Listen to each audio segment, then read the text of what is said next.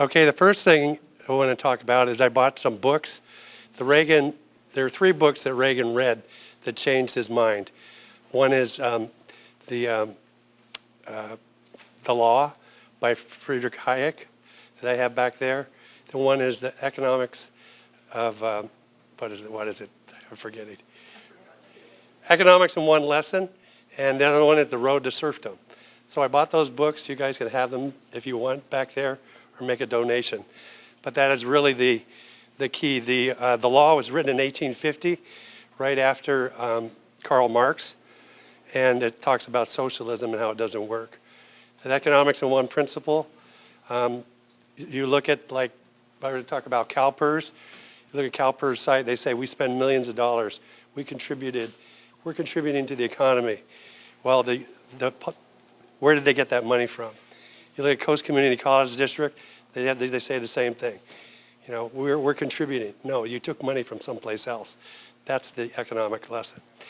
So what I wanted to do on this, hopefully it's working, is give you guys, you know, I'm the chair of the Costa Mesa Pension Oversight Committee, but it's a bigger problem, and give you an idea that it infiltrates everywhere. And one of those ideas in the books is if the government can do something, or the law can do something that you can't do, then it is legal plunder. So if I can go over to David and say, David, you're a good guy. I want to give Phyllis some money because she deserves it. That's illegal. But that's what all our programs are today. Okay, so I'll have an update. Yeah, and they're short and quick. Right now we have $15 minimum wage, never works. Rent control never works. That explains this stuff. Okay, so let's see if I can explain this. Okay, so how did we get here? Phyllis drove me. How'd you guys get here? Okay, this is on calPERS in particular. In 1999, they had all sorts of assumptions that were too optimistic. They had a discount rate that was too high, retirement age is too old, mortality was too young. And then they pitched basically through the unions that, you know, everything is free and we'll do retroactive pension increases. And they have golden handshakes on top of it. So one thing that people complain about is the investment return. I'm not so upset about the investment return. They actually do about 7.5 over the last 20 years. They actually are making that. The problem is that most of these plans are unfunded. Now what I want to show you is something, when you do a loan on a car or a house, you make straight loan payments. Well, one thing you do as an actuary, you start out and you do level percent of payroll. This is a 3% assumption. There's a 3% assumption in the contract that we have that's kind of interesting. So you start out on $1 million. The first year payment is $60,000. The third year payment is $140,000. And what happens by year 17, you break even. So you make 17 years of payments before you break even. It actually works, but it is backloaded. So that's one of the problems that's within the way PERS is. So I said, you know, I'm in Costa Mesa, but let's look around a little bit at what happens at our local areas, because we have City of Costa Mesa, Sanitary District, Mesa Water, Newport Beach, Newport Mesa Unified Schools, Coast Community College District, on and on and on. But if you look at Costa Mesa, it's only 65% funded. I don't care what kind of returns you're getting. At 65% funded, you're in trouble. Sanitary District has a small one, it's 80%. Mesa Water is 85%. If you listen to the pundits, they will say, if you're 80% funded, you're 100% funded. I don't understand 80% equal to 100%. You can do 80 to 120 is what the actuaries say. You can actually be overfunded. But that's an important thing to look at. And so I just have some numbers in there. Probably too many for you guys to see. Now this was kind of interesting looking at the back of our comprehensive annual financial report. I love our school bonds. So in Newport Beach, when you look at Newport Mesa, their share of Newport Mesa, Coast Community College District, Orange County pensions and their borrowing, only $800 million. And Costa Mesa is only $185 million. Between the two cities, we almost owe a frickin' $1 billion. So let's borrow some more money because the interest rates are cheap. I read an editorial about that in the paper just the other day. Said we need to borrow some more money, obviously. But $1 billion between two cities, mainly for schools. Okay. Now what's happening with pensions is we're crowding out other priorities. You may not know is that calSTRS for the teachers is actually in worse shape than PERS. PERS has gotten a lot of press because they have raised rates over time. But STRS is, this is for Newport Mesa. Look at this curve. You're going from $15 million to almost $35 million in just 5 years. They're more than doubling the contributions. They're going from 8.25% to 19.1%, and that 19.1% continues to 2046. That was because the legislature is in control of the rates on STRS, and they did not raise the rates until 2 years ago. So Newport Mesa School District is going from 5% of their budget to 10% of their budget on pensions, and that means there's 5% less for something else. So there's a huge increase, and this is what we're saying, the crowd out factor, that the pensions are going faster, like Tom was talking about Social Security versus what your raises are. Okay, so this is for Costa Mesa. This is on their website. The green line is the revenue. It's proportional on the left-hand side. The red line is the pensions. Pensions are far outstripping the rate of growth on, and this is going to be true for any institution. This is another way of looking at it as a percentage of general fund, basically going from 14% to 21%. So 7% of your money is going somewhere else that can't be spent on some other program. I was a finance major at CFO, and it took me a long time to realize the difference between us and Mexico is 2% growth or 3% growth. We're living in a 2% economy, but everybody wants 3 to 5% on the government side. That compounding makes all the difference over 100 years. Let's see that, whoops. So it's a long-term issue. Now this is Costa Mesa. If you look, this was an earlier presentation. The blue on the bottom is the ongoing cost of the pension. The red is the payment to take care of the unfunded liability.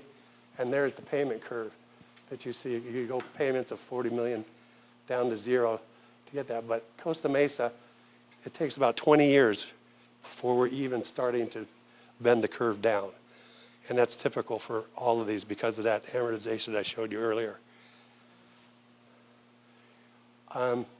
Right now, if you look, we're paying money down in Costa Mesa, and you notice that curve goes back up a little bit.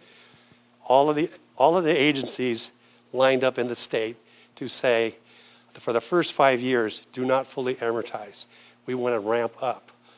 So every unfunded liability is going up naturally for the first 5 years, even though you paid money down, on top of that amortization.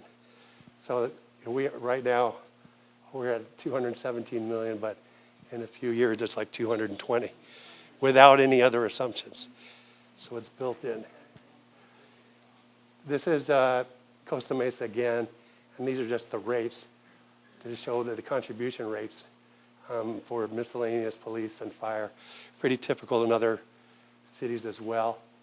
You know, 50, 60, 70% of payroll. I mean, that's a huge benefit out there, huge cost.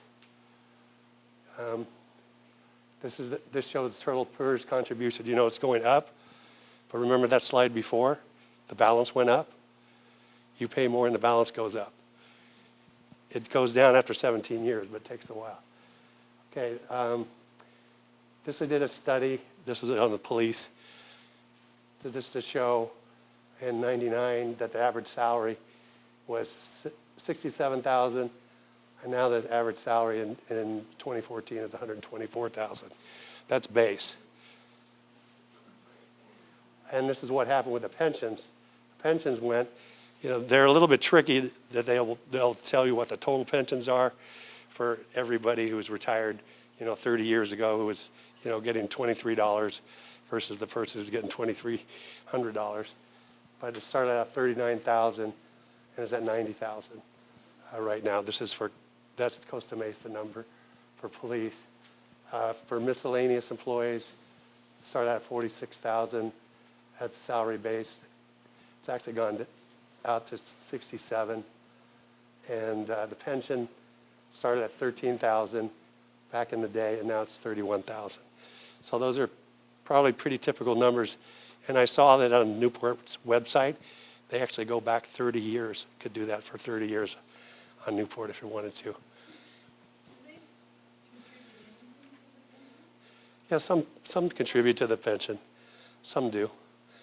Yeah, theoretically, they're different. They negotiate different rates. Okay, so there's a partial solution that's out there. You may have heard of it. It's called PEFRA, the Public Employees Pension Reform Act of 2013. One thing it did, I wish it did it for everything, is under the old system, you did an average of just your highest salary to base your pension on, which is very rich. So they moved to 3 years, which is more typical for industry. They put a pensionable cap on there that's tied to Social Security. So at $113,000, you can only make a pension on $113,000. If you were a police chief making $300,000, you're not going to get a pension on $300,000 anymore. They have reduced benefit formulas. Some of them, you have to look, they're closer than they look, but they're slightly lower. And on the ongoing cost, not the unfunded cost, that the member is supposed to pay 50%. And actually, we're getting to that in Costa Mesa, albeit with a raise.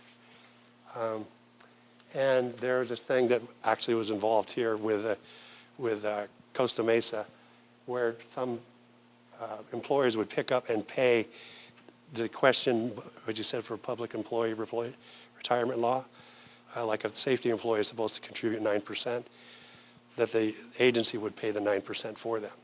That's what this EPMC is. So that was allowed before. They don't do it now.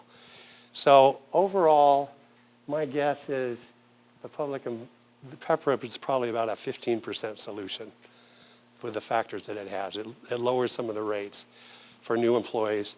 And by the way, Costa Mesa has hired 28 police officers under PEFRA. So for all of the talk that they can't hire anybody, 28 officers that have been hired under PEFRA. So I don't know what that means. Okay, so this is just extra stuff in the back where I was doing a comparison, a lot of tables where you look at Social Security, defined benefit plans, and different PERS plans.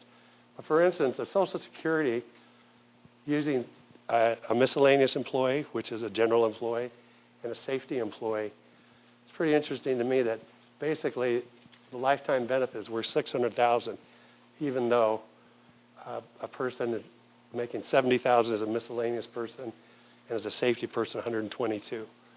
The Social Security is really you get all of your benefit on like the first $20,000 of income. But then you look at some of the other numbers out here. A safety plan could be worth $5.5 million at the 3% at 50, versus a $600,000 benefit. So those are. I have some analysis on there for people who want to look at numbers, but this is really our mission right now. I found this from Milton Friedman at an education conference, and I think Rahm Emanuel stole this. He said, only a crisis, actual or perceived, produces real change. When that crisis occurs, the actions that are taken depend on the ideas that are lying around. That, I believe, is our basic function, to develop alternatives to existing policies, to keep them alive and available until politically impossible becomes the politically inevitable. And that's what, I think that's really what we're doing, is just so they don't have some knee-jerk reaction. Does anybody know what Rahm Emanuel has proposed in Chicago? I think it was kind of the plan I thought we'd do around here. He's going to have an Indian casino to make money, to pay off. That's one of the plans. An Indian casino, have gambling. We have it on Fairview Park. We got Indians over there, right? We need that. But basically, the law, if you're not familiar with in California and Illinois, they say that the Constitution says you cannot break this type of contract. I don't know why this contract is special. But when you run out of when you run out of money, you're going to have to do something. So that's basically what they have in there. Barry? Is it inevitable that Costa Mesa could go bankrupt? I think it's likely. Yeah. We lost, we have net assets, but some cities are upside down now that they're recognizing the pension liabilities. Well, I am a PERS retiree, full disclosure, I'm a PERS retiree. I expect to take a haircut someday, not just this one. My wife is going to retire at STRS. She's going to take a haircut. It's not going to last forever. Bonnie? So what is the method behind the insistence on these folks that they need these raises? You know, we have to give them these raises. Is it to get all they can while they can? Because Sure. they know they're going to take a haircut? Well, I don't think people actually, having been an HR director, I don't think people actually appreciate some of the scope of what that benefit is right now. But yes, people definitely want to get money now as opposed to later. Yeah, Barry? One thing I do not understand is the amount of resistance the city council majority gets in this city from the same people who are going to benefit the most by all their fiscal conservative policies. If it's inevitable we're going to go bankrupt, wouldn't it make sense to people who are going to lose out on all those benefits to be behind the conservative fiscal policies of this council majority? Well, you have to plan ahead. If you're a long-term thinker, yeah, people will get mad if I say you go bankrupt, but I don't think it's sustainable. I think eventually you'll have that problem. But people are short-term thinkers. I want free college now. Give me the burn. Yeah. John? Do you know where the current council members as individuals stand on the contract? Is it 3-2 or is there somebody over? I don't, the question is where they stand on the contract, I don't know. We were able to get somewhat of a victory through the pension committee and through the finance committee. We had some resistance where we were not able to actually even talk about the contract, but we were able to go and get the actuary to say that this actuarial method was going to work out, because the EPMC is a pretty tricky little deal. So I was satisfied with that, and do want the council to, in the future, use an actuary to look at the actuarial side of the coin process. Yes, Jim? What is the answer then, do you think, that could, I mean, if you were a dictator that could just do something, what is the answer? The answer is to work on the haircut now. Yeah, you mean just start cutting these benefits, these people that were promised them, and then say, sorry, we're going to have to do that? Well, what were you promised? The police were promised 2% at 50 at one time, and now they're 3% at 50. The fire were 2% at 50, then they were 3%, I think it was 3% at 55, then 3% at 50. So what were you promised? You know, and retiree medical, interesting, it's the same kind of thing, but those can be modified. I mean, you could do it, if you look at total compensation, there are all sorts of things you could do, but it doesn't make sense to wait.